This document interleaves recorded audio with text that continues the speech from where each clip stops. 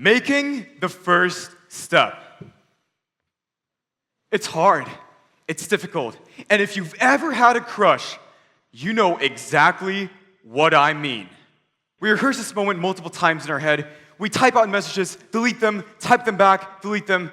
We rehearse this mental simulation in our head multiple times until you say, hey, I was just wondering if you'd want to maybe, and in your head you sound smooth. You sound charming. You sound like Ryan Gosling in a rom-com. This is the perfect wave, the perfect momentum. But the second your brain actually thinks of it, it goes, no, stop, abort, get away from this, never come back. Or, if you're like me, you say something very intellectually stimulating and poetic instead. Hey, I just want to know, do you like oxygen? Yeah, me too. Thanks, man. And your crush is just looking at you, silently judging you. There's a death stare going on, and you're like, she's like, what is wrong with this guy? So at this point, you try to gain that momentum back. You try to recover. Because we all breathe the same air, and oxygen is what we need, and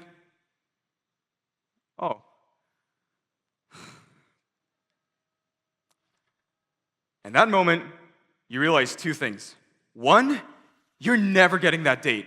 And two, you should consider flying to another country, maybe change your name, get a new family, get new kids, get a new job, maybe even change your race, and never come back to this place at all. But look, ladies and gentlemen, here's the thing. Making the first step isn't just about relationships. It's about life. Because whether it's confessing to your crush, choosing a career, or, following the career path you always wanted to do, taking that first step always feels impossible. Why? Because our brains love to freak out. We convince ourselves it's not possible before we even start. And let's be honest, sometimes we do fail. Sometimes it doesn't work out. But that's not the point. The point is, if we stay exactly where we are, we remain the same till the rest of our lives. And personally, for me, I'd rather embarrass myself than to constantly live in the what-if scenario. Good day, everyone. My name is Kimoon, but you may also call me Martin, and today, I'm going to talk about making the first step. I know I've been stepping a lot, but you're going to be seeing a lot of that, so make sure to get used to it. Why do we struggle to make the first step? We hesitate, we overthink, we convince ourselves and tell ourselves constantly that just because something seems hard, it ain't possible. Sound familiar, right? Of course, because we've all done it. We've all been there. You ever had one of those moments where you really wanted to do something big? Like, maybe finally start that passion project or club, switch careers, or maybe walk up to Starbucks and try a new drink, or even better, ask the number of the barista. But then your brain goes, maybe later. Maybe later. Like, what are we waiting for? A magical star to appear that says, now is your moment. Because, ladies and gentlemen, if that were a thing, trust me and you, we would have all seen it by now. For some reason, there's always something stopping us, something hindering the way, blocking the package. And here are why I think that's the case. These are the three reasons that I've built. Number one is what I call societal expectations, aka the good child syndrome. We are put into this planet with preset expectations. Well, first you have to get born, and then maybe get good grades in high school, graduate, get a diploma, be a good kid, fall in love, get married, have kids, die, no, too far, maybe retire first. And then, complain about the next generation and their phones. Or if you're in my generation, Gen Z, maybe in 50 years we're going to complain about flying cars. Back in my day, the car used to be in ground. Now they are flying everywhere. Maybe that's one of us.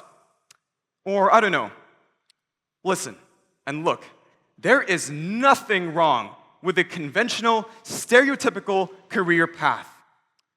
But the problem is, we start making choices and exercising these decisions based on what is expected of us rather than what we want, what truly excites us.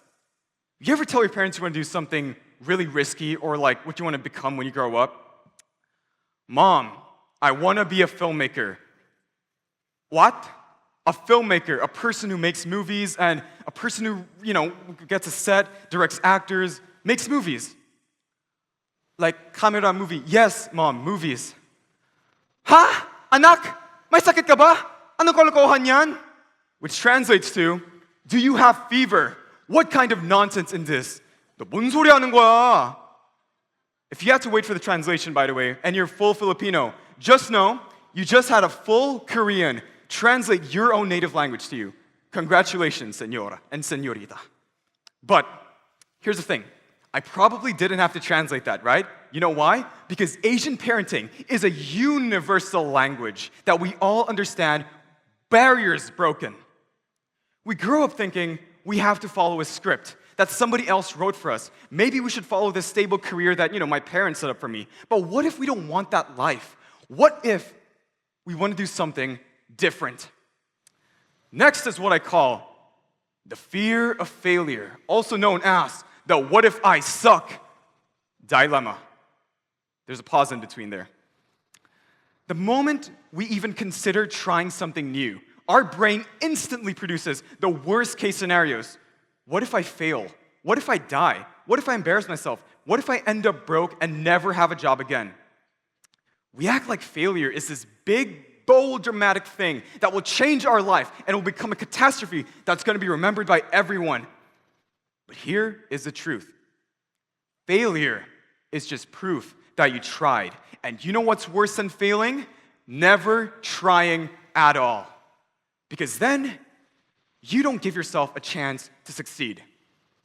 It's like wanting to buy or wanting to win the lottery, but refusing to buy a ticket. It's like standing in front of a swimming pool, looking at the pool, being like, oh, should I go in? What if I die? What if there's sharks inside? What if, I don't know, maybe there's something's gonna pop up. And then you have 5-year-old Jimmy, little boy Jimmy is what I call him, cannonballing his way into that swimming pool like it's nothing, having the best time of his life, enjoying the water, swimming with his friends. And then there's you. You're just standing there, palms still sweaty, just watching little boy Jimmy going, that could have been me. That could have been me living the best time of my life, swimming my way around the ocean or let's say the pool, simpler. But no, that's not you. Moral of the story, if little 5-year-old Jimmy can do it, so can you. The third one I'd like to talk about is the imaginary audience syndrome, or what I'd like to call the fear of judgment. We are all delusional. You know why? Because we all think the whole world is watching us, just waiting for you to mess up, just waiting for you to screw up. Sounds familiar? Yes, it does. Because, I'll give it a little example. You walk into the gym for the first time, and there are people with their AirPods on, just trying to mind their own business, exercising, and then you're like, let's try out this new squat. So you go squat like, okay, yep, like that. And then suddenly, you're convinced, oh, that guy who's like in the treadmill, he hates me. He just hated my squat. I mean, maybe right now, you might be judging my horrible squat form, but that's because I'm in front of an audience. There is no audience when we're in the public areas. So why do we care so much? Why do we think? You post something online, like let's say a video, and then you're suddenly convinced there's a secret group chat just made to undermine who you are and hate on whatever you make. We feel like we're under this gigantic spotlight. Like if we fail, everyone is gonna laugh, point at you, and cackle like a little witch. Poor Jimmy, he dived into the pool. Well, that's not true. Here's the thing. Nobody cares. And even if they do care, who cares? No one is sitting around waiting for you to fail. People are too busy worrying about their own stuff to care about your stuff. So why do we care so much? And even if someone judges you, so what? Their opinion doesn't pay your bills, it doesn't build your dreams, it doesn't establish your career, and it doesn't buy you salmon sashimi, which if it does, then that's when they win. But you get the point, right? Why do we let it consume us? When I was, for the rest of my life, and probably since I was born, I wanted to be a filmmaker, like I introduced a while ago. I really was passionate about making films. But so does everyone wants to do their job. It's just that being a filmmaker, it doesn't really make that much money, and it costs a lot of funds, but it doesn't earn that much for some reason. I don't know why. So I kept waiting for that moment, waiting for me to be ready. This is the moment for you to start, right, Magic Star? No, it's not that real. It doesn't answer to me. So one day, I had a thought, probably the most reckless but life-changing thought I've ever had. What if I stop waiting for whatever it is? And what if I just start? What if I just begin? And that's when I got the idea. Why don't we start a film club in school? And most importantly, why don't I just start and make my first film with a bunch of people that I can get, who knows what, just shoot an arrow in the dart and see which one lands. If we don't have a budget, we'll work around it. If we don't have actors, we'll train actors. That's what directing's for, right? And if we don't have the experience, I don't have experience. I just have the passion. We'll make the experience together. So we don't have fancy cameras, but Martin Scorsese always said, you don't need a camera to start making a film. You just need to have a phone. And I have a phone, right? Well, that's a mint, but not a phone, but you get what I mean. Here's the thing. Let's be clear with this. I am not Martin Scorsese. I am Martin Kim. And this film that we made, well, it wasn't no masterpiece. We had zero budget, and some of our lighting equipment was just holding up a phone and getting a flashlight to light on the actors, or using shaky cams, and coloring a person's eye white just to make them look really scary and evil. I won't lie. There were moments and there were times when I thought, and this is what I didn't tell anyone, maybe I should just scrap this project, fake amnesia, and pretend it never existed, live my normal high school life, and just nothing happened. But no, we finished the film. We made it. And this is the part that truly terrified me, because obviously, when I saw the final product, it wasn't the most Oscar-worthy thing I imagined when I wrote that screenplay, so it was more like, oh no, are people even gonna like this? I imagined in my head, sitting in front of our school, presenting the film, and then everyone just goes, yeah, that was kind of mid, or nothing but awkward claps. Maybe from that one gym teacher that really likes you that goes, yeah, that was good, just to get the good side of you. But instead, more than half the school showed up in the theater. It was filled with people. We expected maybe 20 people max, maybe even more teachers who wanted to support us. But then the entire school theater, the place you're standing in right now actually, filled up with plenty of seats. More than 500 students came to watch this film. People who have even never heard of our film club showed up just to watch the film and support it. And when the credits rolled, everyone applauded, and that's when it hit me. This wasn't about making a perfect film. It was about making a film. For the longest time, I thought I needed permission to chase my dreams, that I needed to be ready. But the truth is you could start any time, even if it's small. This is where we begin, in school, in the playground, in the gym, wherever you want to begin. No one was stopping me, and no one is stopping you, except yourselves and except myself from me. And if I had still waited for that perfect moment to hit me, like this magic sunrise, boom, beaming on you, I would be sitting, or let's say I'd be standing here without a story to tell. How do you take the first step? I won't lie. There is no easy answer. Taking the first step is uncomfortable. It's not very dramatic as you'd expect. Most of the time, it's just you sitting there in your room, listening to music, overthinking your life, contemplating, should I do this? What do I do with my life? What do I do with my career? What do I do with my relationships in life? What if I really don't like this friend, but I don't know how to tell him? It's just you sitting there, meditating. But here is what I've learned. You don't need to feel ready. You just need to begin. You just need to start. We tend to think big achievements come in big breakthrough moments. But no, they happen in small, but gradual, but minuscule steps that keep on building and building. The more you step forward, and then you look back, and you see the road that you've made. You see the progress.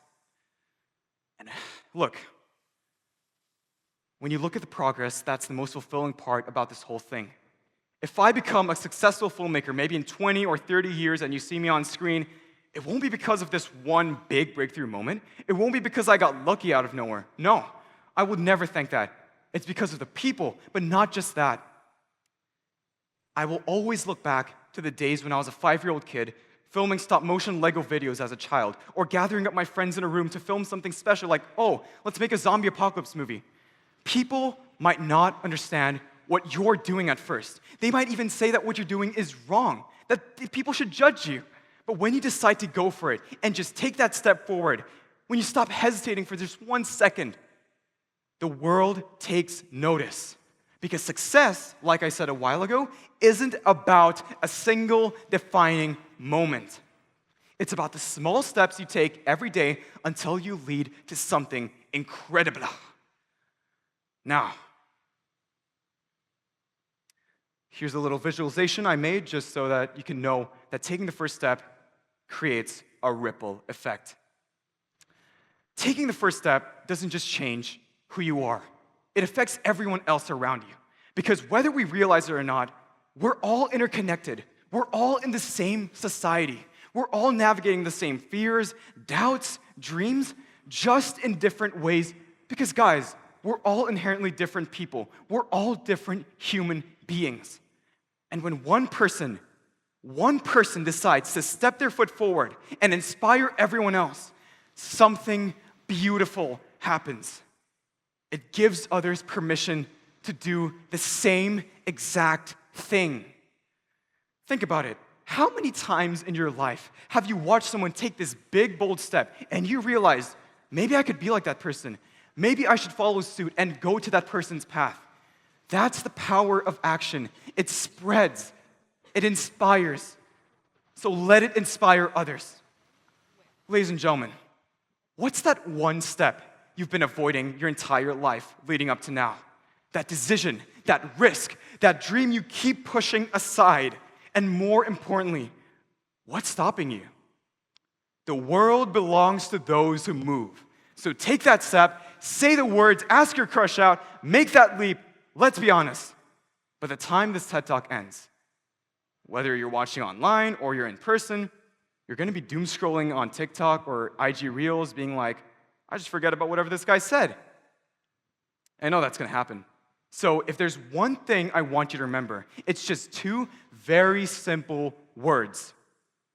Just start. Because the scariest thing in life isn't actually taking the first step.